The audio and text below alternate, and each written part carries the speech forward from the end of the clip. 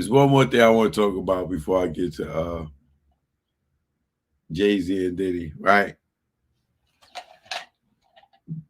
It's a great analogy that I have for the people that sell a soul to whatever y'all want to call it. Or they sell their soul to the devil, Lucifer, Satan, Illuminati, whatever y'all call it, wherever you want to imagine, right? I told y'all before about the industry, and I used an old folk tale called The Emperor's New Clothes. If you was watching, you could go back and watch that. You should be able to find it, Choke No Joke, The Emperor's New Clothes on YouTube, right? Where I use that old folk tale or story to help define how people in the industry are fake, and they will just go with whatever they supposed to go with, just so they could be a part of the masses or the cool crowd, or and I wouldn't even say the cool crowd because they a bunch of uh selling, drug using,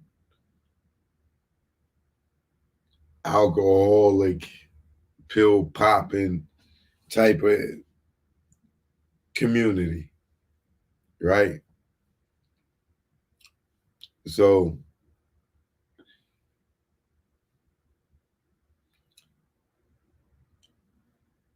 I was trying to find a way to explain to y'all what it's like for people that sell their soul to the industry, but then there's another layer to it, right?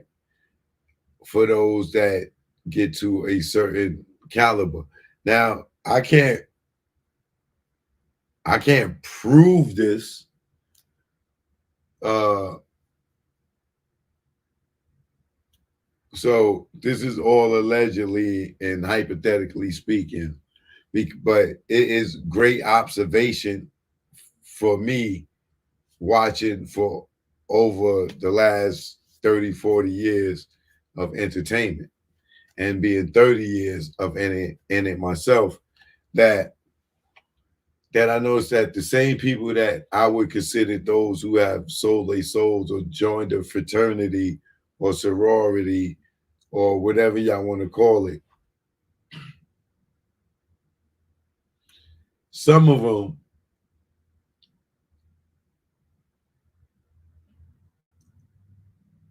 whatever's in their agreement, they have to give their kids up too, right? So my examples of that would be, and this is just all alleged, this is my thinking, right? I'm not saying it's a fact, this is just my thinking and my observation and why I come up with, these different things. And like I said, you could research some of the stuff that I say and see if it makes sense to you, right? But like I said, this is all alleged, so I don't get sued by nobody for saying, "Oh, he said that I joined the fraternity or the Illuminati and my kids got sacrificed because of it." This is just my theory, allegedly, hypothetically speaking, from those people that um, people would say that they sold, right? Now, the obvious person that uh, I would say allegedly would look like they fit that category would be Will Smith and Jada Smith and their kids, right? I fit.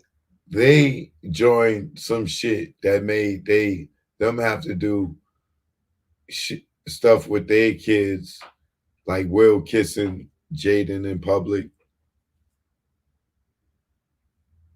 Um,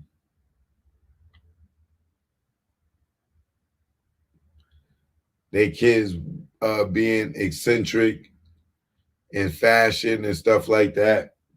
You know, they are just one example. Um, Another example, let's just jump over to sports and get out of music for a second.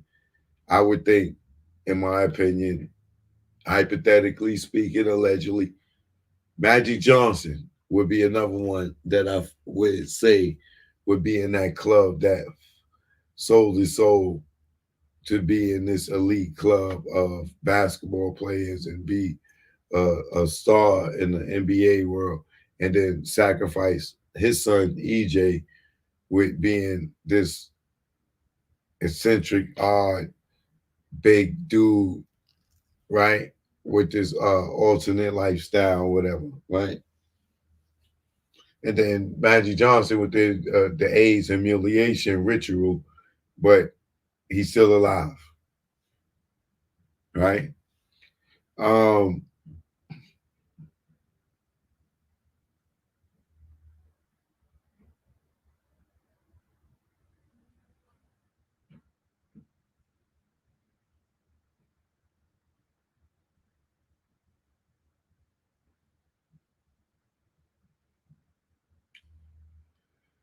yes, thank you.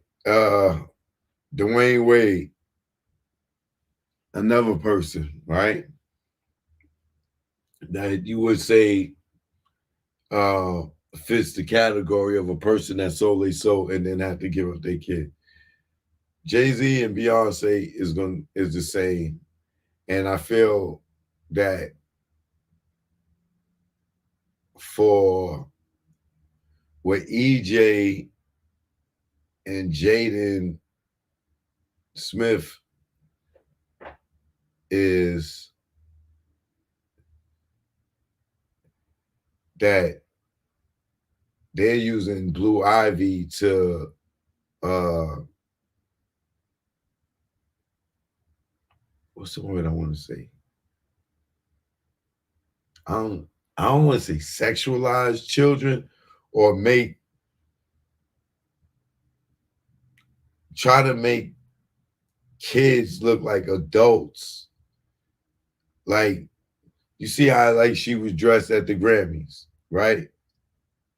That's grown women clothes, right? So I feel like they trying to use like I feel like Blue Ivy will be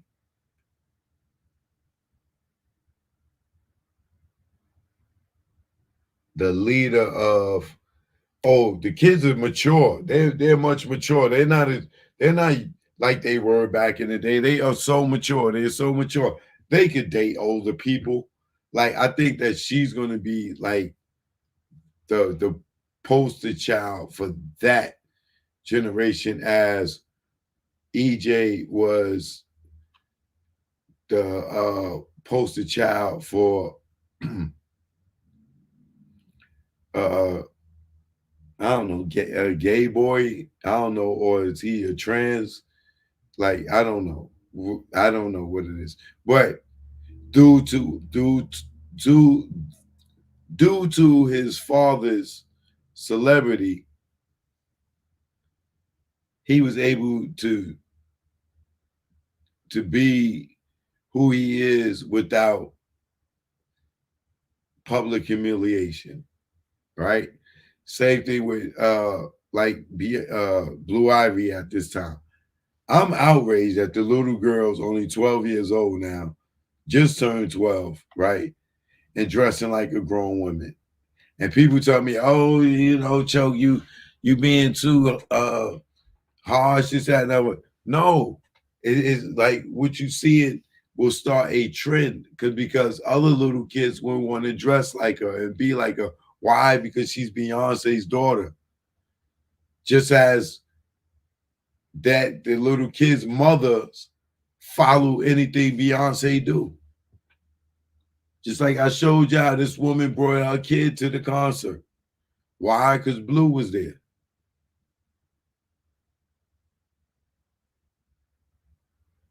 So I feel like she's going to be the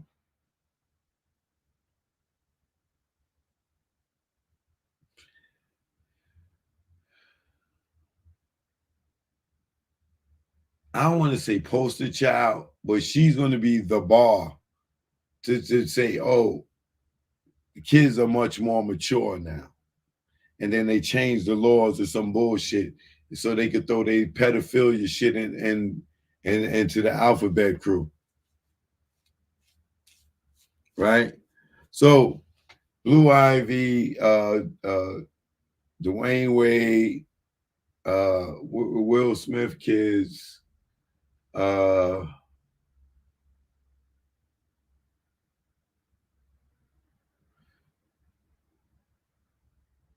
Billy Ray Cyrus, Hannah Montana turned to Miley Cyrus, right? Hannah Montana was so innocent, right? Um,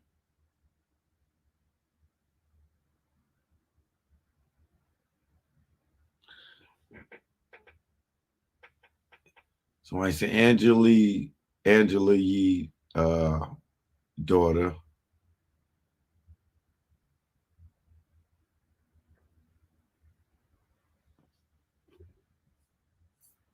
I'm trying to think who else.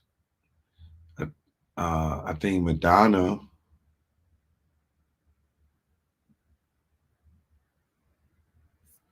Right? But my point is there's plenty more. I just can't think right off the top of the head right now. But those would be the ones that's most successful, right? So that brings me back to the old folk tale that I want to go through, and then I'm gonna get into the Diddy and Jay-Z thing.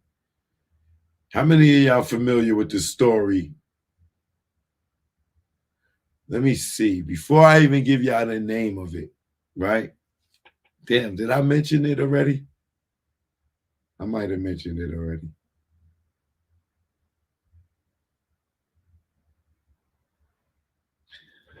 Um,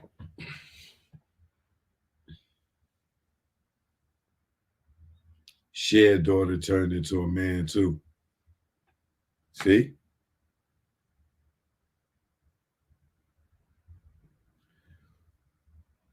What old folk tale or fairy tale tells this story that I'm describing right now? Hopefully, I didn't mention it and give it away.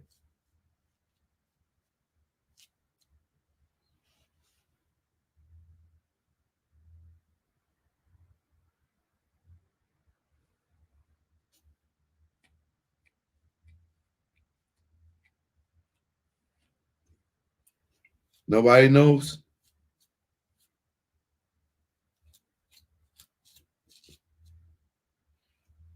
Y'all be making me feel like I'm too goddamn deep with my thoughts, man. Y'all don't know what story with Cinderella.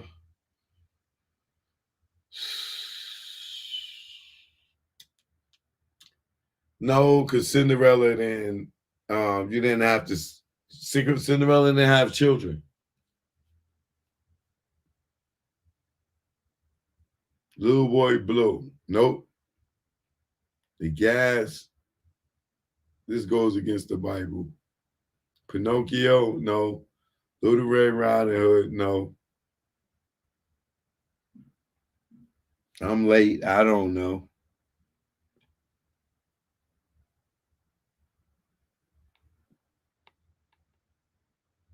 MC Shell.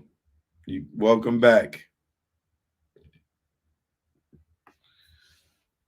I don't think I did mention it earlier. All right, so not the Emperor's New Clothes. Now the Emperor's New Clothes is for uh the fake ass people in the street to sit there and tell you some shit that they know ain't true and let you believe it. Snow White, that definitely ain't it. Little Bo Peep, no. All right, there we go. Somebody finally guessed it. All right. let's get into it. Andy, you got it. So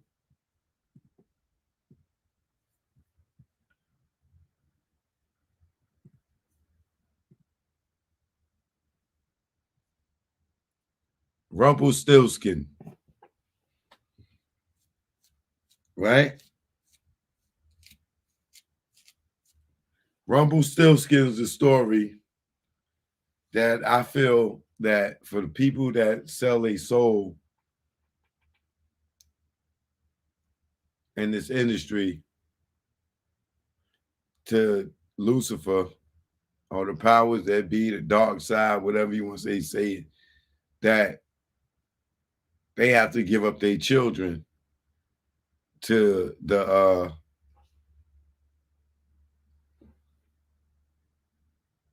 powers that be or whoever they sell their soul to. And this story, Rumpelstiltskin, is the best way that I can get you to understand how I feel this works or what we see, right? So let's run through this real quick. Once there was a miller who was poor, but who had a beautiful daughter. Now it happened that he had to go and speak to the king. And in order to make himself appear important, he said to him, I have a daughter who can spin straw into gold. All right. The king said to the miller, that is an art which pleases me well. If your daughter is as clever as you say, bring her tomorrow to my palace, and I will put her to the test. And when the girl was brought to him, hold on, oh yeah, I got it. And when the girl was brought to him, he took her into a room which was quite full of straw, gave her a spinning wheel and a reel, and said, now set to work. And if by tomorrow morning early you have not spun this straw into gold during the night, you must die. Now that do sound like the devil, right? Like if you don't say what you're gonna do, I'm gonna kill you. Thereupon he himself locked up in the room and left her in it alone. So there sat the poor mill's daughter, and for the life of her could not tell what to do. She had no idea how straw could be spun into gold, and she grew more and more frightened until at least she began to weep. But all at once, the door opened, and in came the little man and said, good evening, Mistress Miller. Why are you crying so? Alice, answered the girl, I have to spin straw into gold, and I do not know how to do it. What will you give me, said the mannequin, if I do it for you? My necklace, said the girl. The little man took the necklace, seated himself in front of the wheel, and whir, 3 turns, and the reel was full. Then he put on another. Then he put another on, and whir, 3 times around, and the second was full too. And so it went on into the morning, when all the straw was spun and all the reels were full of gold. By daybreak, the king was already there. And when he saw the gold, he was astonished and delighted, but his heart became only more greedy. He had the miller's daughter taken into another room full of straw, which was much more larger, which was much larger, and commanded her to spin that also in one night if she valued her life. The girl knew not to. The girl knew not how to help herself, and was crying when the door opened again, and the little man appeared and said, what will you give me if I spin that straw into gold for you? The ring on my finger, answered the girl. The little man took the ring and began to turn the wheel, and by morning had spun all the straw into glittering gold. The king rejoiced. Now listen, if you take this straw into gold, you could take that into somebody going in the studio that prayed to Satan, Lucifer, whatever, and went in the studio, recorded an album, and then the album become a #1 hit.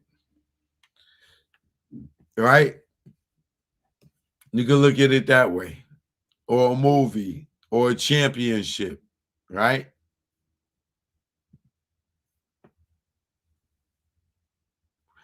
The king rejoiced beyond measure at the sight, but still he had not gold enough.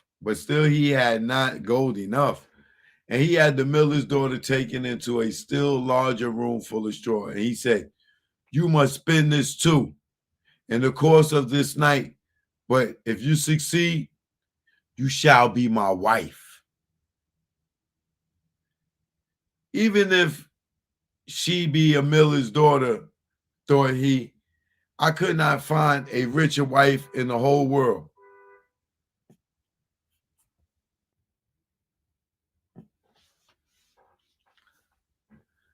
When the girl was alone, the mannequin came again for the third time and said, "What will you give me if I spin the straw for you this time also?" "I have nothing left that I could give," answered the girl. And this is the part where I tell y'all, the industry, right? You done sacrificed your manhood or your womanhood. You do the drugs, you get addicted to the drugs,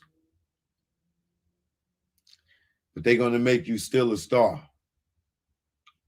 So what else do you got to give? Because they took your booty and all that on the initial to get you to that level. Now the next level, what are you going to give them? What do you think they're going to want? And this is where this story goes, right? "I have nothing left that I could give," answered the girl. "Then promise me, if you shall become queen, to give me your first child." Who knows whether that would ever happen, thought the miller's daughter. And not knowing how else to help herself in the strife, she promised the mannequin what he wanted. And for that, he once more spun the straw into gold. And when the king came in the morning and found all as he had wished, he took her in marriage, and the pretty miller's daughter became a queen. A year after, she brought a beautiful child into the world, and she never gave a thought to the mannequin. But suddenly, he came into her room and said, "Now give me what you promised." The queen was horror-struck and offered the mannequin all the riches of the kingdom if he would leave her the child. But the mannequin said, "No.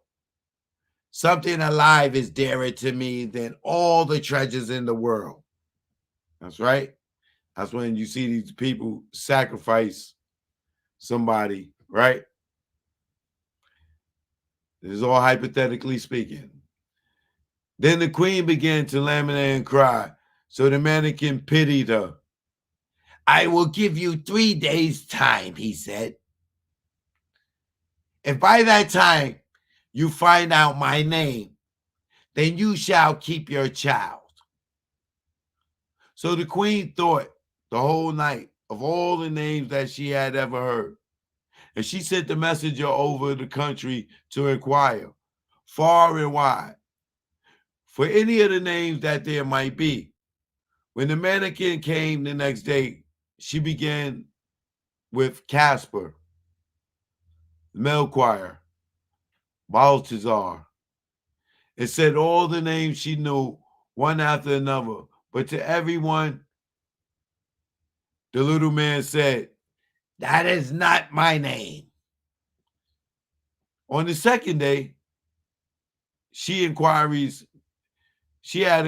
made in the neighborhood as to the names of the people there. And she repeated to the man again, the most uncommon and curious. "Perhaps your name is Short Ribs, or Sheepshanks, or Lace Leg?" But he also answers, "That is not my name." On the third day, the messenger came back and said, "I have not been able to find a single new name. But as I came to a high mountain at the end of the forest where the fox and the hare bid each other good night, there I saw a little house. And before the house, a fire was burning. And round about the fire, quite a ridiculous little man was jumping. He hopped up on one leg and shouted out, 'Today I bake, tomorrow I brew. The next I'll have the young queen's child. Ha! Glad am I that no one knew that Rumpelstiltskin I am styled.'" You may imagine how glad the queen was when she heard the name. And when soon afterwards the little man came in and asked, "Now, Mistress Queen, what is my name?" At first she said, "Is your name Conrad?" "No." "Is your name Harry?" "No." "Perhaps your name is Rumpelstiltskin?" "The devil has told you that. The devil has told you that." You see how they use the word the devil? You see that? You see? Because who else was he working for? Who else do you sell your soul to? "The devil has told you that. The devil has told you that," cried the little man. In his anger, he plunged his right foot so deep into the earth that his whole leg went in. And then in rage, he pulled at his left foot so hard that both hands that tore himself in two. And that's it. He went to hell. But the moral of the story is this: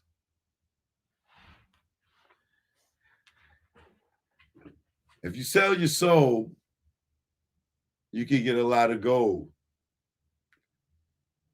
You can turn straw into gold at the sake of sacrificing your children or to the industry, giving up your kids to the industry, using your influence, same way these celebrities influenced us. If our kids is watching us and we idolizing Beyonce, right? And Beyonce got a kid, our kid is going to idolize their kid.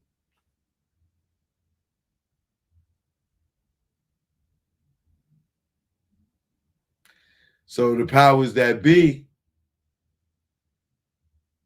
know that, and then they get them to use their kid to influence our kids to more destruction. Simple as that, right? Because how many little girls you think Blue Ivy age want that dress that she had on? How many mothers you know this is going to be able to say no? That's too grown for you. But Blue Ivy had it. She's the same age as me. And some of y'all women is going to give in to that. Why? Because you love Beyonce so much, you don't see no wrong in this. Same way y'all that say, oh, if Dwayne Wade wants to support his son in being a girl, if that's his business as a father, he's being so supportive.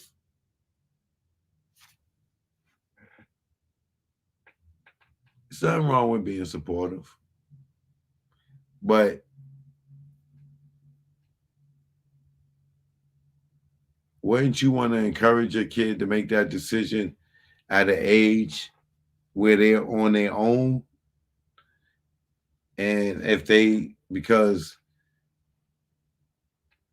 if they cutting they ding ding off before 14 years old, and they get in their 20s and 30s and realize that ain't who they are no more, there's no reversing that. So why is it not fair for people to say, if you want to support it, fine, but why don't you support it when they are fully developed and not very impressionable by entertainment, society, or whatever be? Because think about us. We had a lot of celebrity posters on our wall, from the Word Up magazines, the Right On magazines, the Hair magazines, the Black Beat magazines, the Source magazine, Double X, whatever it was. You know what I'm saying? All those people inspired us to do certain type of things, right? That's the same thing with this generation. It don't change. It don't change. All right. So the whole Rumpelstiltskin thing is showing you that people will even sell their children for a gold plaque, a trophy, money,